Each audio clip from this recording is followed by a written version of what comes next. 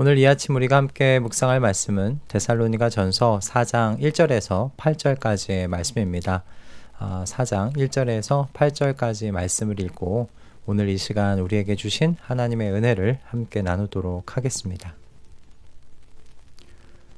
그러므로 형제 자매 여러분, 끝으로 우리는 주 예수 안에서 여러분에게 부탁하며 권면합니다. 여러분은 어떻게 살아야 하며 어떻게 하나님을 기쁘게 해드려야 할 것인지를 우리에게서 배운 대로 하고 있으니 더욱 그렇게 하십시오. 우리가 주 예수의 이름으로 무슨 지시를 여러분에게 내렸는지를 여러분은 알고 있습니다. 하나님의 뜻은 여러분이 성결하게 되는 것입니다. 여러분은 음행을 멀리하여야 합니다. 각 사람은 자기 아내를 거룩함과 존중함으로 대할 줄 알아야 합니다. 하나님을 알지 못하는 이방 사람과 같이 세욕에 빠져서는 안 됩니다. 또 이런 일에 탈선을 하거나 자기 교우를 해하거나 하지 말아야 합니다. 우리가 여러분에게 전에도 말하고 경고한 대로 주님께서는 이런 모든 일을 징벌하시는 분이시기 때문입니다. 하나님께서 우리를 불러주신 것은 더러움에 빠져 살게 하시려는 것이 아니라 거룩함에 이르게 하시려는 것입니다. 그러므로 이 경고를 저버리는 사람은 사람을 저버리는 것이 아니라 여러분에게 성령을 주시는 하나님을 저버리는 것입니다. 아멘. 그리스도인이 된다는 것은 새로운 삶으로 부름을 받았다는 의미이기도 하다, 그렇게 생각을 합니다. 과거에는 공중권세 잡은 통치자, 그 영을 따라 살았다면 이제는 하나님을 주인으로 모시고 사는 그 삶을 시작하게 되었다는 것이죠. 게다가 이제는 나 홀로의 삶이 아니라 영적인 가족들을 갖게 되고 그들과 사랑의 교제를 나누며 살게 되었다라는 그런 의미다 싶습니다. 그래서 성도는 이런 새로운 삶으로 부름을 받았기 때문에 이제 어떻게 행하면서 살아가야 하는지 그것도 배워야 한다라고 생각이 들어요. 바울 사도는 데살로니가에 복음을 전하는 것으로 그의 역할을 끝마치지 않았습니다. 어떻게 살아가야 하는지, 그리고 이제 새롭게 주인으로 모시고 사는 그 하나님을, 주님을 어떻게 기쁘시게 해드려야 하는지를 가르쳤죠. 이렇게 성도가 복음을 믿고서 하나님의 자녀가 된 이후에 이 새로운 삶을 어떻게 살아가야 하는지에 대하여 가르침을 받아야 하는 이유는요, 성도가 그리고 교회가 세상과 분리되어 살아가는 존재들이 아니기 때문입니다. 성도와 교회는 복음을 믿고 하나님의 자녀가 된 이후에 세상과 단절되어서 시골에 촌락을 이루어 따로 분리되어 살아가는 그런 공동체요, 그런 어떤 존재가 아니죠. 성도와 교회는 어디서 살아가는가? 세상 속에서 살아갑니다. 그런데 그 세상 속이 어떤 세상입니까?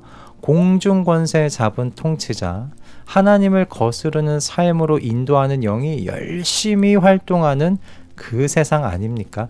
그러니 성도는 이 과거의 삶을 단절하고 새로운 삶을 시작하기 위해서는 어떻게 살아가야 하는지를 배워야 합니다. 그리고 그것을 실천할 수 있도록 훈련받아야 돼요.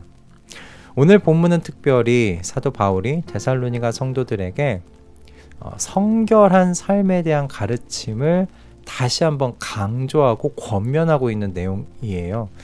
데살로니가 성도들에게 이 문제에 대해서 지금 특별하게 강조하면서 성결한 삶을 이렇게 말하는 이유는 앞에서 말씀드린 대로 이 교회가, 데살로니가 교회가 진공 상태에서 살아가지 않기 때문입니다. 데살로니가에 편지를 쓰고 있던 당시 사도 바울이 어디에 있었냐면요, 고린도에 있었습니다. 그런데 이곳은 그리스 지역 전체에서도 특별히 그 성적으로 문란하고 퇴폐적인 곳이었다고 해요. 이때 당시에 그 고린도 소녀라는 말은 어떤 의미를 가지고 있는가? 매춘부라는 의미를 가지고 있었다고 하고요. 그 사람, 고린도 사람 다 됐다라는 이 말은요, 매춘에 푹 빠진 사람이 되었다라는 그런 의미를 가지고 있을 정도로 고린도 지역이 성적으로 문란하고 퇴폐했던 지역이라고 합니다. 그런데 이런 성적 문란함의 문제가 고린도 지역만의 특징은 아니었습니다. 당시 헬라 지역, 그리스 지역 전역에 있어서 이와 같이 하나님 나라와는 아무런 상관없는 일들이 벌어지고 있었어요. 수많은 여성 노예들이 성적으로 이용당했고요. 권력 있는 사람들은 자신들의 그 몸의 쾌락을 위해서 어린 남자 노예들까지 사용했다고 합니다. 데살로니가 성도들에게 하나님의 복음이 전해졌고 그들이 하나님의 자녀가 되었지만 이들이 살아왔던 그리고 새로운 삶으로 부름을 받은 지금도 살아가야 하는 환경이 어떤 환경이었냐? 바로 이와 같은 환경이었다는 거예요. 성적으로 굉장히 문란했던 그런 환경입니다. 때문에 성도들은 이런 환경 안에서 어떻게 살아가야 하는지를 배워야 했던 거예요. 그리고 자신의 몸과 마음과 영혼을 통제하는 훈련을 해야 했던 거죠. 그러나 이렇게 성결한 삶, 이 새로운 삶으로의 부르심에 순응하기 위한 이 자기 통제의 훈련이요, 성도 자신만을 위한 의미를 가지고 있지만은 않아요. 너 자신을 위해서라도 이거 해야 된다. 이거 아니에요. 새로운 삶으로 부르심에 순응하는 이 자기 통제의 훈련, 이게 어떤 먼저 의미가 있냐면 그것 자체가요, 이웃을 사랑하는 길이기 때문에 필요한 훈련의 과정이라는 거죠. 이 자기 통제의 훈련이라고 할 수 있는 이 성결한 삶에 대한 이 훈련, 여러분 이게 왜 이웃을 사랑하는 길일까요? 여러분 죄가요, 자기 자신만을 망하게 하지 않아요. 죄는 그 주변을 함께 망가뜨려요. 전염되고 확산되는 특징을 가지고 있어요.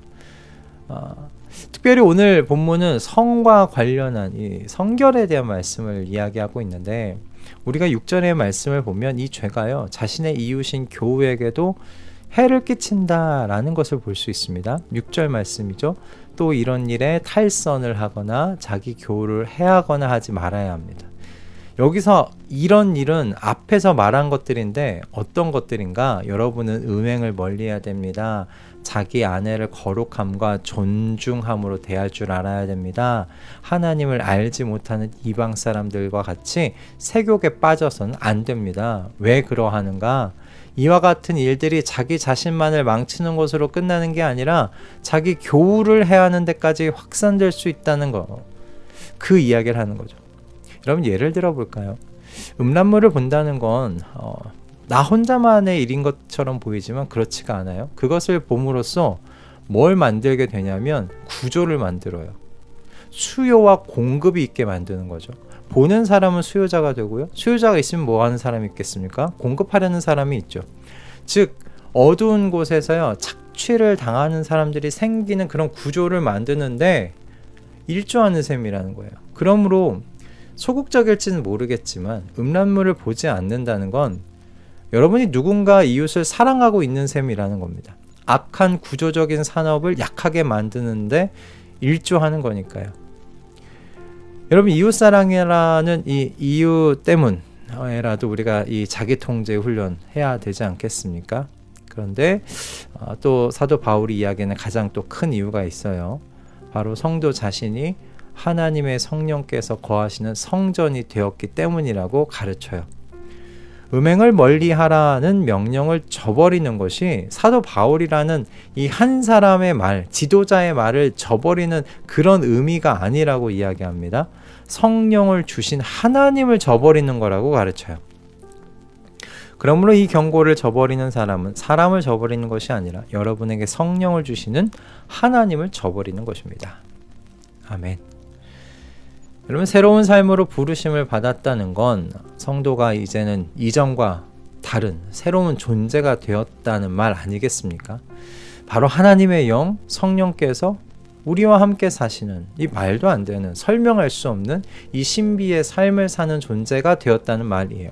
그러니까 이 부르심에 맞게 이렇게 새롭게 시작된 새로운 삶에 맞게 성결한 삶을 위한 자기 통제의 훈련, 이것에 애쓰는 우리 가족들 다 되시기를 소원합니다. 여러분 군인들은 군인으로서의 부르심에 합당하게 살기 위해 여러 가지 훈련 받잖아요. 그리고 그 훈련의 과정에서요, 그 전처럼 하고 싶은 거 다 하면서 생활 못해요.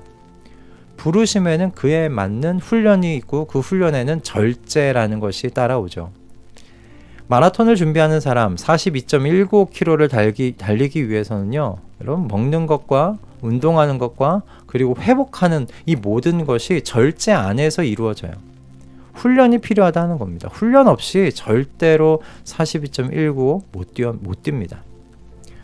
저는 우리 말씀동행 식구들이 자기 자신을 위해서라도, 그리고 이웃을 위해서, 그리고 하나님의 성전으로 선택된 이 부르심을 위해서 자기 통제의 훈련, 이 성결의 훈련에 깨어서 애써 보시기를 이 아침에 권면드리고 기도합니다. 그래서 공중권세 잡은 통치자, 하나님을 거역하게 만드는 그 영입한 치는 이 세상 속에서 그리스도의 삶을 재현하는, 그리스도의 향기를 내며 살아내는 우리 모든 가족분들 한 분 한 분의 그 삶이 되시기를 응원하고 또 격려하고 기도합니다. 할렐루야.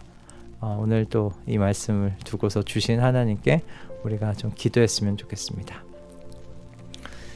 주님, 성도와 교회는 아무것도 없는 진공의 환경 속에 있지 않습니다. 주님의 자녀로 살아가고 주님의 향기를 내며 살아가는 것을 있는 힘껏 방해하는 그런 세상 속에서 살아갑니다. 내가 중심이 되고 내 욕망을 위해 사는 것이 정상이라고 그렇게 가르치고 말하는 그런 세상 속에서 살아가고 있습니다. 주님, 이런 세상에서 이웃을 위하여, 부르심을 위하여 사는 주님의 제자 되기를 소원하오니, 그러니 깨어서 우리의 삶을 절제하게 하여 주시고 그렇게 성결의 삶을 훈련하면서 살아내도록 도와주시옵소서. 그래서 그리스도의 삶을 우리의 삶 속에 재현하며 그리스도의 향기를 가족과 직장과 모든 삶의 자리에서 내는 우리 가족들 다 될 수 있도록 주님 인도하여 주시옵소서. 예수 그리스도의 이름으로 기도드립니다. 아멘.